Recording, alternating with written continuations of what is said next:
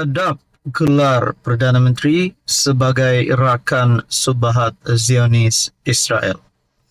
Saudara-saudara, berkaitan dengan isu ini sudah pasti menjadi satu cerita panas, terutamanya kepada peminat-peminat politik di seluruh Malaysia. Selamat datang ke channel ini. Terima kasih kerana bersama di dalam channel ini.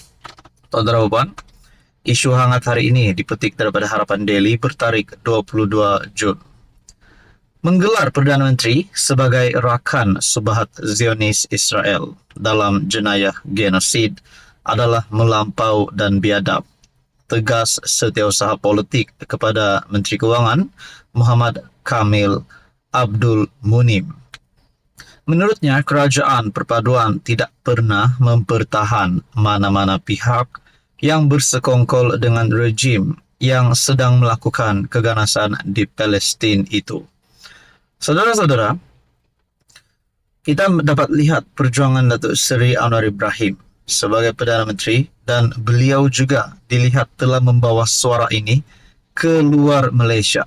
Tetapi kenapa masih ada sisi kecil dan mungkin ada sisi besar yang cuba untuk menjatuhkan nama Perdana Menteri dengan menyatakan ataupun menggelar PM sebagai rakan Subhat Zionis?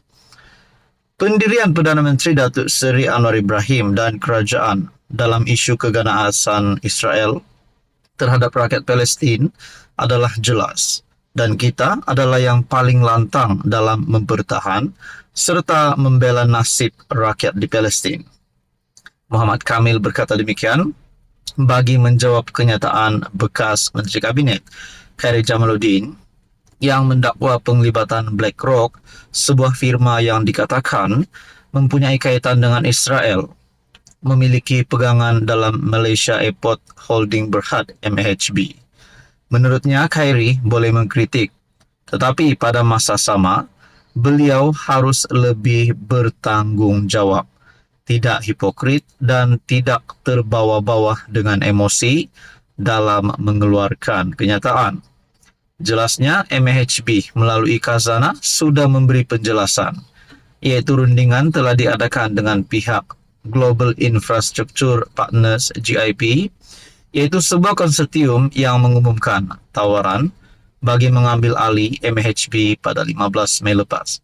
Nah, saudara-saudara, berkaitan dengan isu ini, adakah Datuk Seri Anwar Ibrahim boleh mengambil tindakan untuk menyerang balik ataupun menyerang balas musuh-musuhnya ini? Nah, siapapun juga musuh ataupun pihak yang cuba menggelar PM sebagai rakan Subhat Zionis Israel perlulah diajar oleh PMX. Persoalannya, siapakah musuh itu? Adakah termasuk dengan KJ? Mungkinkah Anwar Ibrahim akan saman berbilion ratusan juta terhadap pihak ini? Itu menjadi persoalannya. Jadi saudara-saudara, apa komen Anda? Sekian saja. Teruskan bersama di dalam channel ini. PAS menyertai kerajaan perpaduan. Ini satu cerita yang panas, satu cerita yang hangat, yang menjadi cakap-cakap ramai orang. Saudara-saudara, selamat datang ke channel Fels Lifestyle. Terima kasih kerana bersama di dalam channel ini. Tuan-tuan dan puan, ada satu isu hangat yang saya nak kongsikan.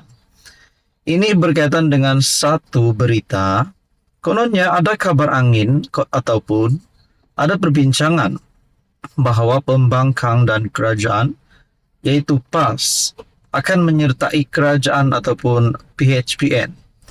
Nah, saudara-saudara, akhirnya berkaitan dengan perkara ini, mungkinlah ada sesetengah penyokong daripada PAS mahu PAS masuk ataupun bergabung dengan kerajaan dan tinggalkan Perikatan Nasional. Mungkinlah ada sesetengah penyokong PAS yang berfikiran sedemikian.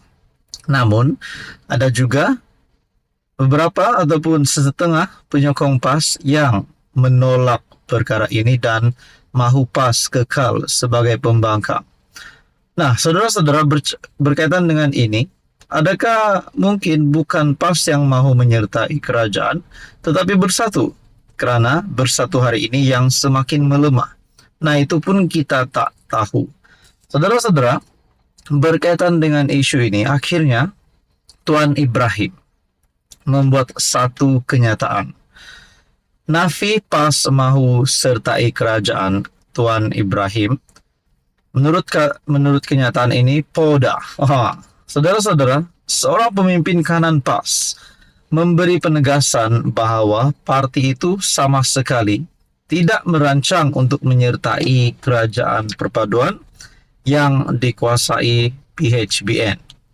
Timbalan Presidennya Tuan Ibrahim, Tuan Man, berkata, tidak ada sebab untuk mereka mendukung kerajaan pimpinan Anwar Ibrahim seperti yang dilakukan UMNO. Okey, ini yang kenyataan yang dikeluarkan Tuan Ibrahim pada 23 Jun 2024. Bayangkan saudara-saudara, pada masa akan datang, kalaulah tiba-tiba PAS mahu menjadi kerajaan dan perlu bergabung dengan Pakatan Harapan ataupun Barisan Nasional, bagaimana pula komen Tuan Ibrahim? Adakah beliau akan keluar daripada PAS kerana memang tak mahu kerjasama dengan Anwar ataupun UMNO? Nah, saudara-saudara, ini menjadi persoalannya. Namun untuk masa kini, menurut Tuan Ibrahim, beliau menafikan di mana parti itu sama sekali tidak merancang untuk menyertai kerajaan perpaduan. Hari ini sedang viral berita kononnya PAS sedang berunding untuk menyertai kerajaan perpaduan. Saya nak buat kenyataan penegasan, PAS tidak akan menyertai kerajaan PHBN. Tidak ada sebarang perundingan, tidak ada sebarang mesyuarat dalaman parti atau bersama dengan PN. Ahli Parlimen Kubang Kerian itu berkata demikian sebagai mengulas laporan yang memetik kenyataan jurucakap kerajaan merangkap Menteri Komunikasi Fahmi Fadzil berhubung perkara itu. Bagaimanapun, menurut laporan Malaysia kini, Fahmi tidak menegaskan maupun menafikan kabar angin yang PAS akan menyertai gabungan kerajaan persekutuan. Saudara-saudara, kalau kita nak buat persoalan di sini pun, kalau PAS nak menyertai kerajaan perpaduan, rasanya tidak ada masalah. Namun, mungkin bukan PAS. Bagaimana pula kalau bersatu yang menyertai kerajaan perpaduan? Nah, saudara-saudara, persoalannya kalau tiba-tiba lah satu hari nanti PAS perlu menyertai PHBN atas beberapa sebab yang terdesak. Bila sudah ada sebab, barulah mahu menyertai kerajaan perpaduan. Bagaimana pula dengan apa yang dinyatakan Tuan Ibrahim hari ini? Adakah beliau sanggup keluar daripada PAS sekiranya parti PAS perlu ataupun terdesak untuk menyertai PHBN? Nah, saudara-saudara, apa komen anda berkaitan dengan isu ini? Sekian saja, teruskan bersama di dalam channel ini.